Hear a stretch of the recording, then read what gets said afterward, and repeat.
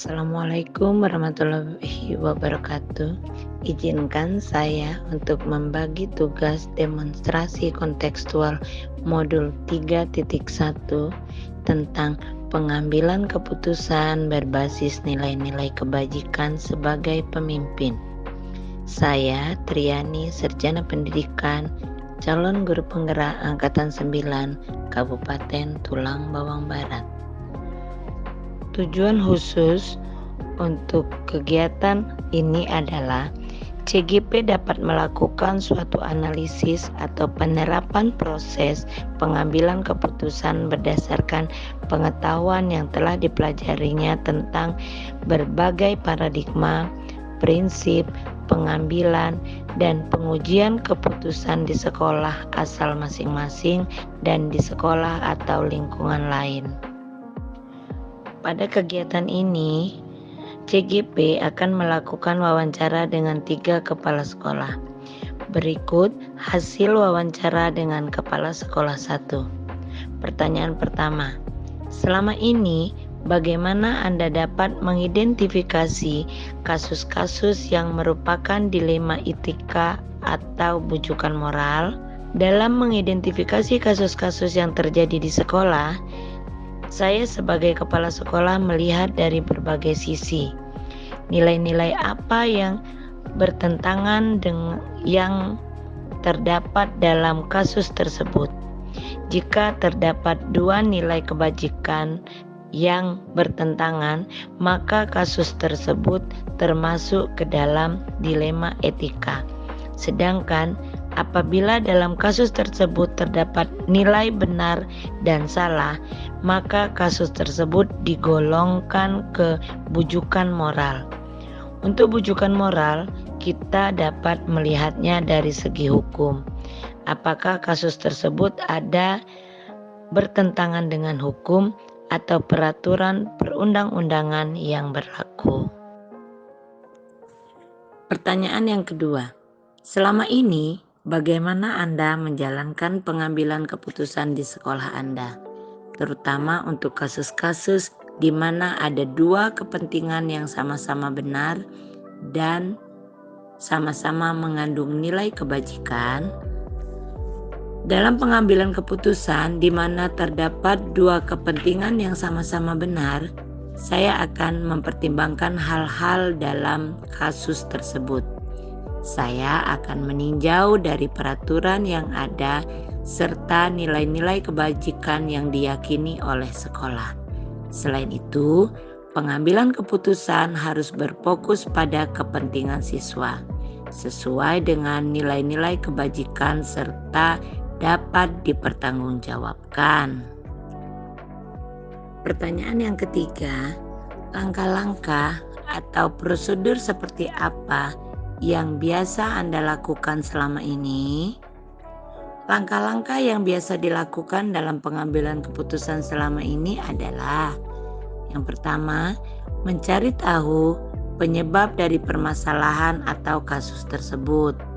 Yang kedua, mengidentifikasi pihak-pihak yang terlibat dalam kasus tersebut. Yang ketiga, melihat kepentingan-kepentingan yang ada dalam kasus tersebut. Selanjutnya, yang keempat, mengidentifikasi kasus dari berbagai sisi, seperti dari sisi hukumnya, aturan sekolah, aturan kelas, pandangan masyarakat, moral, kode etik, serta apakah ada kondisi-kondisi khusus yang menyertainya. Lalu yang kelima, berkolaborasi dengan kepala senior atau guru yang berpengalaman ataupun guru-guru lain di sekolah untuk menentukan dan memilih solusi terbaik. Lalu yang keenam, melakukan refleksi apakah keputusan yang sudah diambil sudah sesuai dengan permasalahan atau tidak. Bagaimana pelaksanaannya? Apakah sudah sejalan dengan nilai-nilai yang diyakini bersama dan dapat dipertanggungjawabkan. Lalu ke pertanyaan keempat, hal-hal apa saja yang selama ini Anda anggap efektif dalam pengambilan keputusan pada kasus-kasus dilema etika? Dalam pengambilan keputusan pada kasus yang memuat dilema etika, hal yang saya rasa efektif adalah kembali meninjau nilai-nilai kebajikan yang terdapat dalam kasus tersebut, serta nilai-nilai kebajikan yang dipahami bersama. Selanjutnya, keputusan yang diambil dipertimbangkan kebermanfaatannya bagi siswa atau bagi orang lain, serta apakah dapat dipertanggungjawabkan kelak. Lanjut ke pertanyaan kelima. Hal-hal apa saja yang selama ini merupakan tantangan dalam pengambilan keputusan pada kasus-kasus dilema etika? Tantangan dalam menghadapi kasus dilema etika adalah mencari solusi terbaik, karena di sini terdapat dua kebenaran, tapi manakah yang terbaik? Serta keputusan yang diambil ini hendaknya dapat menguntungkan kedua belah pihak. Pertanyaan yang keenam, apakah Anda memiliki sebuah tata kala atau jadwal tertentu dalam sebuah penyelesaian kasus dilema etika? Apakah Anda langsung menyelesaikan di tempat atau memiliki sebuah jadwal untuk menyelesaikannya? Bentuk atau prosedur seperti apa yang Anda jalankan? Dalam penyelesaian kasus dilema etika, saya melihat dari tingkat kerumitan kasusnya. Jika itu masih ringan dan bisa terselesaikan dalam waktu yang singkat, saya akan segera menyelesaikannya. Namun, jika itu terlihat rumit atau saya perlu mengumpulkan data atau fakta-faktanya terlebih dahulu, saya akan menyelesaikan dengan menggunakan langkah-langkah ada pada nomor 3. Lanjut ke pertanyaan ketujuh. Adakah seseorang atau faktor-faktor apa yang selama ini mempermudah atau membantu Anda dalam pengambilan keputusan dalam kasus-kasus dilema etika? Faktor-faktor yang membantu saya selama ini dalam pengambilan keputusan adalah adanya kolaborasi dengan berbagai pihak yang mendukung seperti rekan sejawat, guru, siswa, warga sekolah, stakeholder, dan pihak-pihak terkait. Lanjut pertanyaan yang ke-8. Dari semua hal yang telah disampaikan, pembelajaran apa yang dapat Anda petik dari pengalaman Anda mengambil keputusan dilema etika? Pembelajaran yang dapat dipetik dari pengalaman pengambilan keputusan adalah, sebagai kepala sekolah, saya perlu mempertimbangkan keputusan-keputusan yang diambil. Apalagi untuk kasus yang memuat dilema etika, saya perlu melakukan berbagai pertimbangan agar dapat membuat keputusan yang tepat, di mana keputusan tidak merugikan pihak lain dan untuk kebaikan bersama. Selanjutnya, hasil wawancara dengan Kepala Sekolah 2. Untuk jawaban pertanyaan pertama dari Kepala Sekolah kedua adalah, jika saya merasa tidak ada melanggar hukum, berarti permasalahan itu hanya dianggap dilema etika. Dan sebaliknya, jika ada pelanggaran hukum, maka kasus tersebut adalah bujukan moral.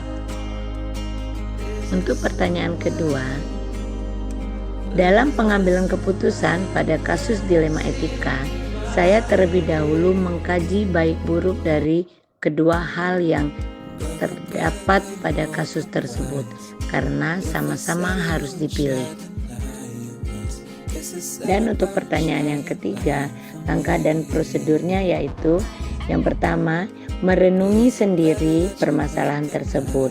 Lalu yang kedua, mendiskusikan dengan teman yang dianggap dapat memberi solusi. Lalu langkah yang ketiga, baru mengambil keputusan. Untuk jawaban dari pertanyaan yang keempat, yaitu berbagi permasalahan dengan teman yang berpengalaman atau mendiskusikannya dengan teman di sekolah. Jawaban dari pertanyaan yang kelima, hal yang sering menjadi tantangan bagi saya adalah jika pada permasalahan tersebut melibatkan dua orang, dalam artian saya khawatir seakan-akan nantinya keputusan saya menunjukkan keberpihakan pada salah seorang. Jawaban dari pertanyaan keenam, yaitu saya memang butuh waktu untuk dapat mengambil keputusan. Ketika mengalami dilema etika, prosedur yang biasa saya lakukan adalah yang pertama, melakukan perenungan. Yang kedua, mengidentifikasi hal seperti fakta-fakta apa yang terjadi sebenarnya. Mengapa hal itu bisa terjadi? Bagaimana yang seharusnya? Apakah bisa diperbaiki atau tidak? Lalu yang ketiga, mencoba membuat beberapa pilihan. Yang keempat, mendiskusikan dengan seseorang atau internal sekolah. Yang kelima, baru membuat keputusan. Jawaban dari pertanyaan ketujuh, yaitu faktor yang membantu dalam pengambilan keputusan adalah kegiatan mengidentifikasi permasalahan, membuat pilihan-pilihan keputusan, serta risiko dari masing-masing pilihan. Jawaban dari pertanyaan nomor 8, dalam pengambilan keputusan pada permasalahan dilema etika, pilihlah yang nilai-nilai kebajikannya lebih banyak. Selanjutnya, kita lihat hasil wawancara dengan kepala sekolah yang ketiga. Dalam pertanyaan pertama, bagaimana mengidentifikasi kasus-kasus yang merupakan dilema etika atau bujukan moral. Selama ini, untuk mengidentifikasi kasus-kasus yang terjadi di sekolah yang merupakan dilema etika atau bujukan moral, hal yang saya lakukan adalah yang pertama, menentukan nilai kebenaran dari setiap peristiwa di sekolah. Yang kedua, menentukan orang yang terlibat dalam kasus tersebut. Yang ketiga, mencari fakta yang terjadi dari berbagai sumber. Yang keempat, menganalisis proses yang terjadi pada kasus tersebut. Jawaban dari pertanyaan yang kedua, dalam pengambilan keputusan pada kasus, ada dua kepentingan yang sama-sama benar atau sama-sama mengandung nilai kebajikan. Hal yang biasa saya lakukan adalah menganalisis nilai kebenaran kasus tersebut. Setelah dianalisis, saya lanjutkan dengan menentukan nilai kebenaran yang benar-benar diperlukan dan akan memberikan dampak luas kepada seluruh aspek. Dan selanjutnya, membuat keputusan yang bisa mewadahi kedua nilai kebenaran pada kasus tersebut. Jawaban dari pertanyaan yang ketiga. Langkah-langkah yang biasa dilakukan dalam pengambilan keputusan selama ini adalah pertama, mencari penyebab dari permasalahan atau kasus tersebut. Yang kedua, mengidentifikasi yang terlibat dalam kasus tersebut. Yang ketiga, melihat kepentingan-kepentingan yang ada dalam kasus tersebut. Yang keempat, menentukan nilai kebenaran yang terjadi pada kasus tersebut. Yang kelima, mengidentifikasi kasus dari berbagai aspek melalui hukum maupun lainnya. Selanjutnya, mencari masukan ataupun referensi dalam pengambilan keputusan agar keputusan yang dipilih benar-benar tepat. Lalu yang terakhir, melakukan refleksi.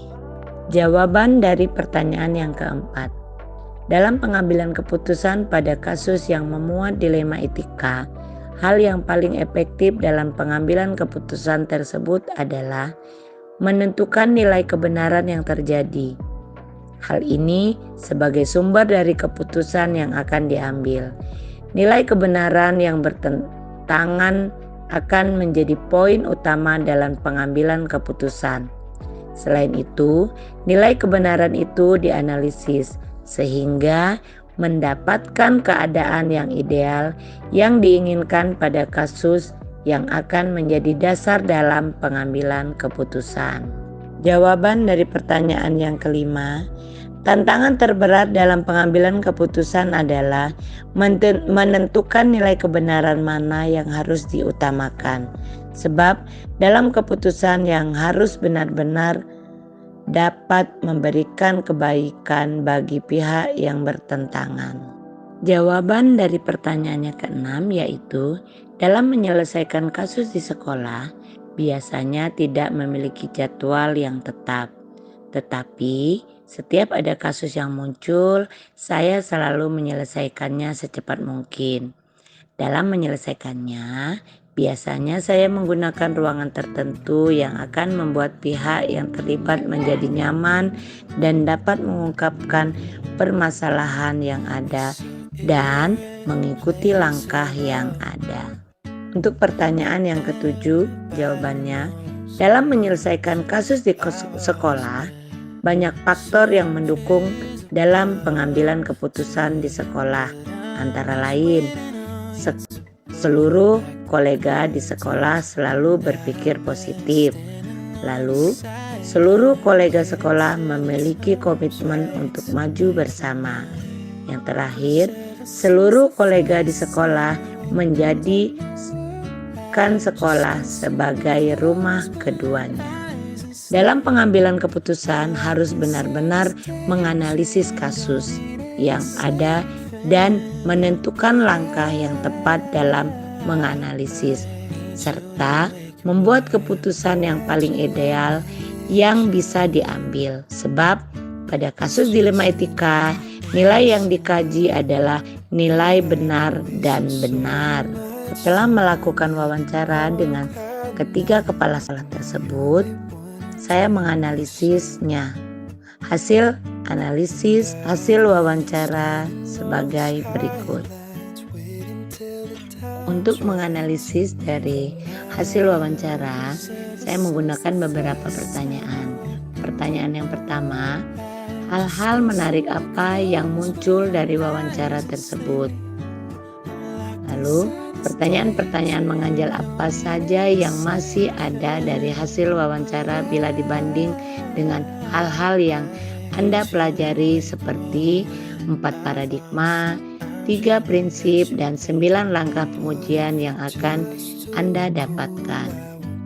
Hal yang menarik yang muncul dari wawancara yang dilakukan adalah kepala sekolah menganalisis nilai-nilai yang terdapat dalam kasus dilema etika. Lalu, kepala sekolah melakukan koordinasi atau membicarakannya permasalahan dengan kolega atau rekan sejawat untuk mendapatkan keputusan terbaik. Setelah itu, kepala sekolah mempertimbangkan baik buruk atau risiko dari keputusan yang akan diambil. Yang terakhir, keputusan yang diambil hendaknya dapat membawa kebaikan untuk semua pihak.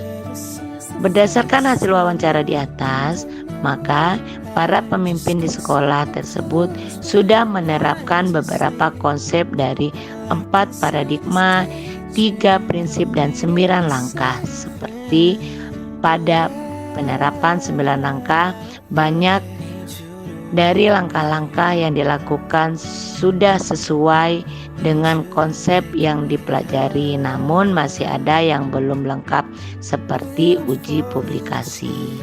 Pertanyaan yang kedua, bagaimana hasil wawancara antara 2-3 pimpinan yang Anda wawancarai? Adakah sebuah persamaan atau perbedaan? Kira-kira ada yang mengganjal dari salah satu pimpinan tersebut? Mengapa? Apa yang membedakan?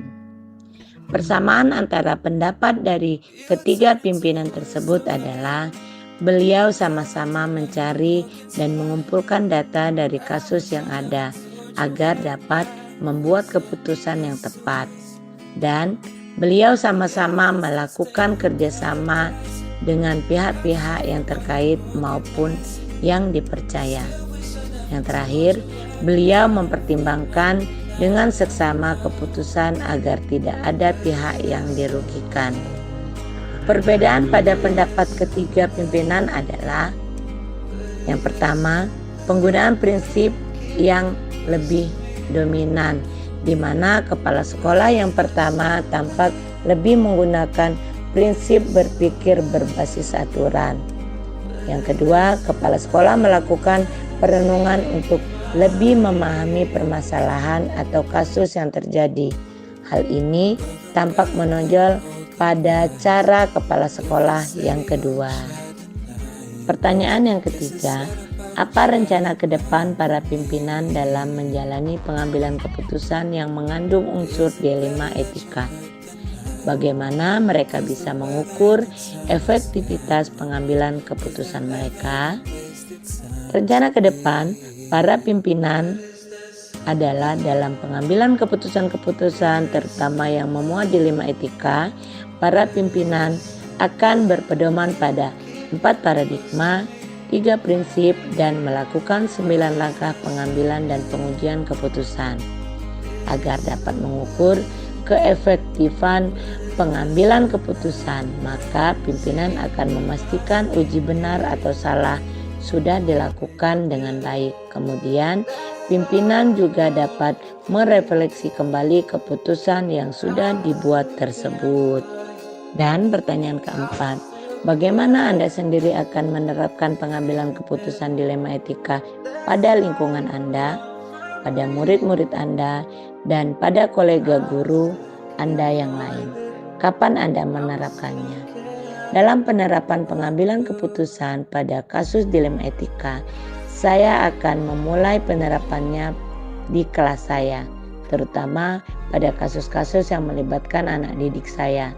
Selanjutnya, saya akan berusaha membantu dalam pengambilan keputusan kasus-kasus yang terjadi di sekolah lainnya, baik permasalahan dalam pekerjaan maupun permasalahan dengan rekan sejawat. Saya akan mulai menerapkan sesegera mungkin dengan berpedoman pada 3 prinsip, 4 paradigma, dan 9 langkah. Selanjutnya, untuk analisis bagian teknis, di sini saya menyusun hasil wawancara dalam bentuk narasi dengan menggunakan bahasa yang mudah untuk dipahami. Lalu, selanjutnya adalah analisis yang terkait dengan teknis durasi, waktu atau panjang tulisan. Untuk panjang tulisan, saya memperhatikan kriteria penilaian yang terdapat pada LMS untuk penilaian tugas demonstrasi kontekstual modul 3.1 ini. Berikut adalah daftar tugas atau checklist refleksi wawancara. Di sini terdapat beberapa tugas yang merupakan pertanyaan-pertanyaan yang digunakan untuk menganalisis hasil wawancara yang sudah direncanakan. Di sini terdapat ada atau tidak ada. Di sini sudah dilaksanakan beberapa pertanyaan-pertanyaan analisis pertanyaan tersebut, sehingga di sini ada semuanya.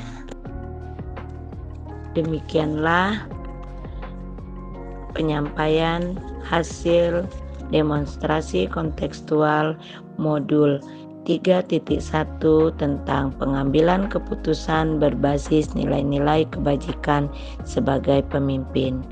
Terima kasih, salam bahagia. Wassalamualaikum warahmatullahi wabarakatuh.